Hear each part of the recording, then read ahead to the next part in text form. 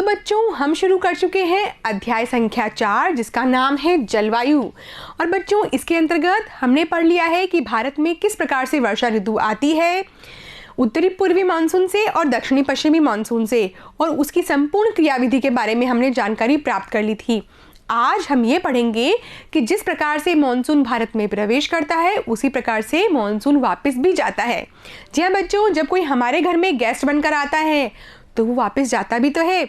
उसी प्रकार से बच्चों जब दक्षिण पश्चिमी मानसून भारत में आता है तो वो लौटता भी है। तो आज का हमारा टॉपिक का नाम क्या है?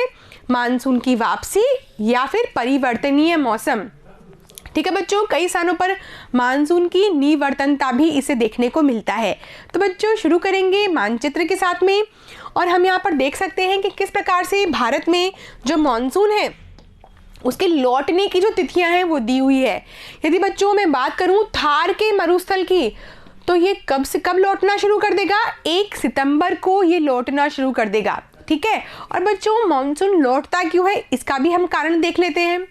बच्चों मानसून के लौटने की एक कारण है और वो ये है कि ITCZ जो होता है अब वो उत्तरी गोलार्ध से धीरे धीरे कहाँ जा रहा है? विषुवत रेखा पर जा रहा है, और विषुवत रेखा से भी फिर वो दक्षिणी गोलार्ध में खिसकेगा। ठीक है बच्चों, तो ITCZ आप समझ चुके हैं। ITCZ सूर्य की लंबवत स्थिति के साथ में कभी उत्तरायण हो जाता है और कभी दक्षिणायन हो जाता है। ठीक है, तो ITCZ दोबारा नहीं समझाना है आपको, आप समझ चुके हैं। एक बार हम बच्चों देखते हैं यहाँ पर कि 22 मार्च और 23 सितंबर को क्या होता है? 22 मार्च और 23 सितंबर को सूर्य लंबवत चमकता है किस पर? विषुवत रेखा पर, और तब वहाँ पर ITCZ होता है। और 22 मार्च के बाद में जब सूर्य उत्तरायण होने लगता है तो उत्तरी गोलार्ध में यहाँ भारत की स्थिति है, यहाँ पर ग्रीष्म ऋतु आती है, और ITCZ भी 21 जून तक कहाँ हो जाता है? वो आ जाता है बच्चों यहाँ पर कर्क रेखा पर। ठीक है, इसीलिए दक्षिणी पश्चिमी मानसून की स्थितियां बन जाती है। उसी प्रकार बच्चों जब फिर से सूर्य 23 सितंबर को कहाँ जाएगा? 21 जून के बाद में वापस वो अपनी दक्षिणायन यात्रा प्रारंभ कर देता है, और 23 सितंबर को, इसको थोड़ा सा बड़ा कर लेते हैं, ये देखिए 23 सितंबर को कहाँ आएगा? 23 सितंबर को वापस आ जाता है विषुवत रेखा पर, और 23 सितंबर के बाद में वो दक्षिणायन हो जाएगा और मकर रेखा की तरफ। ठीक है, ये रहा, ये देखिए बच्चों, ये यहाँ पर आप देख सकते हो कि किस प्रकार से सूर्य अब जो है वो 22 दिसंबर को सीधा चमकेगा मकर रेखा पर, और अब जो है निम्न दाब का क्षेत्र धीरे धीरे दक्षिण की तरफ बढ़ रहा है। यानी कि अब ITCZ भारत में नहीं रहेगा, यानी कि उत्तरी गोलार्ध में नहीं रहेगा। तो अब क्या होगा?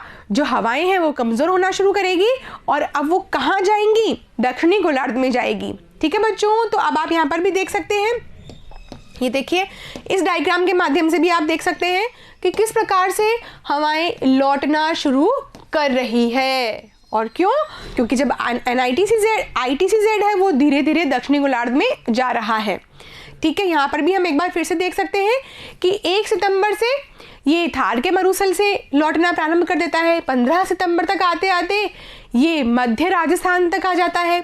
इसके बाद में बच्चों 1 अक्टूबर से आप देख रहे हो कि किस प्रकार से ये जो रेखा आपको बता रही है लखनऊ, भोपाल, मुंबई, अहमदाबाद, दिल्ली, चंडीगढ़, यहाँ से भी वो लौटना प्रारंभ कर देता है। इसके बाद में आप और बढ़ते हैं तो 15 अक्टूबर तक आते आते ये आंध्र प्रदेश से भी लौट जाएगा। 1 नवंबर तक आते आते ये कर्नाटक से भी लौट जाएगा। और बच्चों 15 नवंबर तक आते आते ये कहाँ से चला जाएगा? ये चला जाएगा केरल के तट से भी, जहाँ पर सबसे पहले बारिश होती है। ठीक है बच्चों, और ये देखिए आप 1 दिसंबर तक आते आते तो ये पूरा का पूरा देश ही छोड़ देता है। क्यों? क्योंकि अब क्या आने वाली है? सर्दियाँ आने वाली है, और इसका मतलब क्या हो गया है कि सूर्य अब कहाँ पहुँच चुका होगा? अब सूर्य पहुँच चुका होगा मकर रेखा के वहाँ पर। ठीक है, इसीलिए अब जो ITCZ है वो उत्तरी गोलार्ध में नहीं रहा है, जिसकी वजह से वापिस ये हवाएं लौट रही है। ठीक है बच्चों, तो इसके बारे में हम लिखेंगे। और बच्चों यहाँ पर भी हम देख सकते हैं कि जो उत्तरी पूर्वी जो मानसूनी पवनें थी वो भी इसी समय करीब करीब लौटती है ना? तो मानसून के लौटने का भी वही समय होता है, और उत्तरी पूर्वी व्यापारिक पवनें जो कि उत्तरी पूर्वी मानसूनी पवनें बन जाती हैं उनके भी लौटने का यही समय होता है। और बच्चों इन दोनों कारणों के मिल जाने से क्या होता है? इन दोनों कारणों के मिल जाने से तमिलनाडु के कोरोमंडल तट पर वर्षा होती है। ठीक है बच्चों, तो लिखेंगे हम इसके बारे में विस्तार से। अक्टूबर नवंबर के दौरान दक्षिण की तरफ सूर्य की आभासी गति के कारण मानसून गर्त या फिर निम्न दाब वाला जो गर्त है वो उत्तरी मैदानों के ऊपर शिथिल हो जाता है।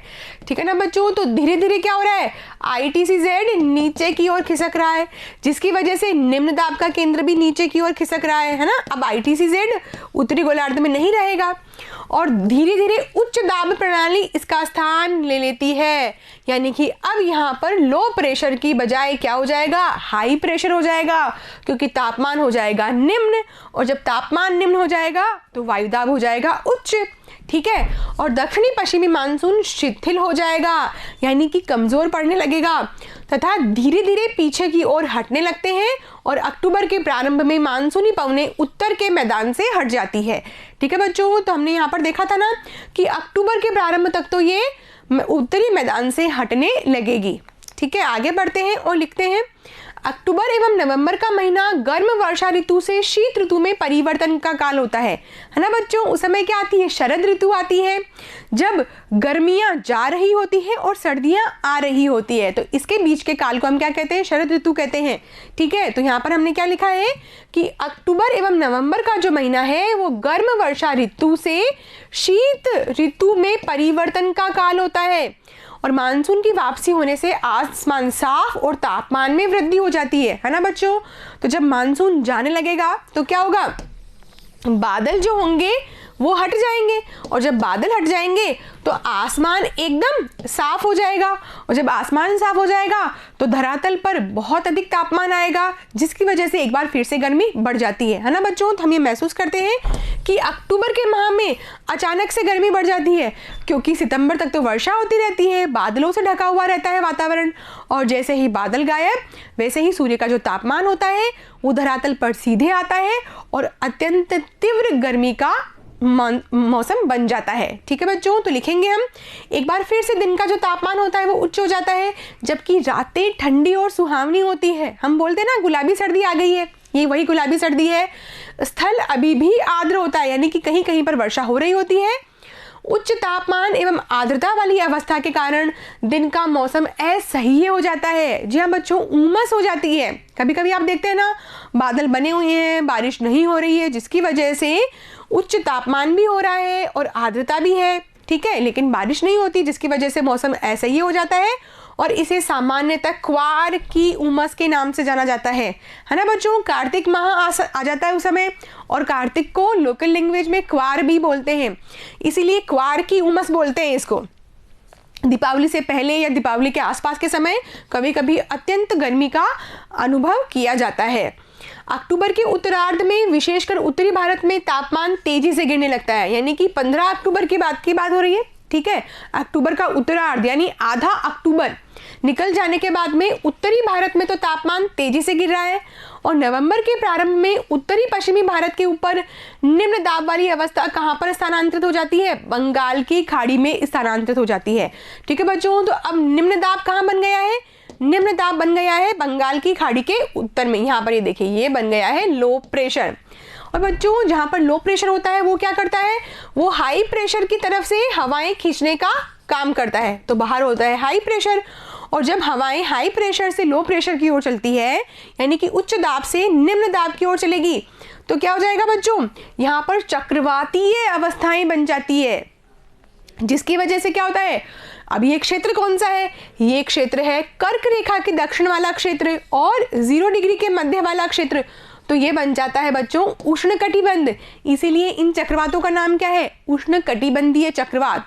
बच्चों पढ़े थे ना हमने, उष्णकटिबंधीय चक्रवात अत्यंत शक्तिशाली तूफान होते हैं जो भारी वर्षा भी करते हैं। तो बच्चों लिखते हैं इसके बारे में हम, ये स्थानांतरण चक्रवाती निम्न दाब से संबंधित होता है जो कि अंडमान सागर के उत्तर में उत्पन्न होता है। ठीक है बच्चों, यहाँ पर अंडमान निकोबार द्वीप समूह है। ये चक्रवात सामान्यतः भारत के पूर्वी तट को पार करते हैं, जिनके कारण व्यापक एवं भारी वर्षा होती है। बच्चों मैंने आपको बताया था ना कि भारत का ये जो पूर्वी तट है, इसको दक्षिणी पश्चिमी मानसून से वर्षा नहीं मिलती है। ठीक है, इसका जो तमिलनाडु का कोरोमंडल तट है, इसे वर्षा मिलती है उत्तरी पूर्वी मानसून और लौटते हुए मानसून से, दोनों के मिक्स कारण हो जाते हैं। और ये जो क्षेत्र है बाकी का बचा हुआ उड़ीसा का क्षेत्र और आंध्र प्रदेश का, इसको वर्षा मिलती है उष्णकटिबंधीय चक्रवातों के माध्यम से। ठीक है, जो कि क्यों बनते हैं, क्योंकि जब मानसून लौट रहा होता है तो ITCZ भी नीचे खिसक रहा होता है, और ITCZ नीचे खिसकने की वजह से बंगाल की खाड़ी में अंडमान के ऊपर एक लो प्रेशर क्रिएट हो जाता है, जिसकी वजह से वहाँ पर चक्रवाती परिस्थितियाँ उत्पन्न हो जाती है। ठीक है बच्चों, तो आप लिखें इसके बारे में। ये चक्रवात सामान्यतः भारत के पूर्वी तट को पार करते हैं, जिनके कारण व्यापक एवं भारी वर्षा होती है, और ये उष्णकटिबंधीय चक्रवात प्राय विनाशकारी होते हैं। ठीक है बच्चों, तो ये रहा पूर्वी तट, यहाँ पर वर्षा तो होती है लेकिन बच्चों इसके साथ ही विनाश भी होता है। गोदावरी, कृष्णा एवं कावेरी नदियों के सघन आबादी वाले डेल्टा प्रदेशों में अक्सर चक्रवात आते हैं, जिसके कारण बड़े पैमाने पर जान एवं माल की हानि होती है। ठीक है बच्चों, तो ये गोदावरी नदी का मुहाना, ठीक है, और यहीं पर है कृष्णा नदी का, और यह है कावेरी नदी का मुहाना। इन क्षेत्रों में अत्यधिक वर्षा की वजह से जान माल की हानि भी हो जाती है। कभी कभी ये चक्रवात उड़ीसा, पश्चिम बंगाल एवं बांग्लादेश के तटीय क्षेत्रों में पहुंच जाते हैं। कोरोमंडल तट पर अधिकतर वर्षा इन्हीं चक्रवातों तथा अवदाबों से होती है। ठीक है बच्चों, तो कोरोमंडल तट वो है जो कि उत्तरी पूर्वी मानसून से भी वर्षा प्राप्त करता है, लौटते हुए मानसून से भी वर्षा प्राप्त करता है, और कभी कभी इन चक्रवातों का असर भी इस तट पर हो जाता है। तो कोरोमंडल तट पर दक्षिणी पश्चिमी मानसून के अलावा सभी छोटे छोटे गतिविधियों से वहां पर वर्षा होती रहती है। ठीक है बच्चों, इसके साथ ही हमने पढ़ लिया है कि किस प्रकार से भारत में मानसून लौटता है, जिसे हम मानसून का लौटना कहते हैं या मौसम की परिवर्तनीयता कहते हैं।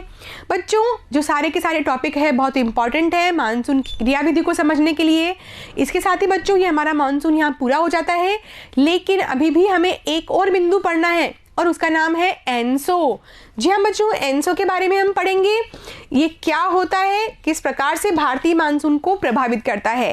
ठीक है बच्चों, तो ये आपकी पुस्तक में दिया हुआ एक छोटा सा टॉपिक है, लेकिन इस समय विश्व में सबसे ज़्यादा चर्चित शब्दों में से एक है एनसो, यानी कि एल नीनो और साउथ ऑसिलिएशन। ठीक है बच्चों, तो पढ़ेंगे एनसो के बारे में, लेकिन अगले वीडियो में। तब तक पढ़ते रहिए और आगे बढ़ते रहिए ई कक्षा के साथ। Thank you.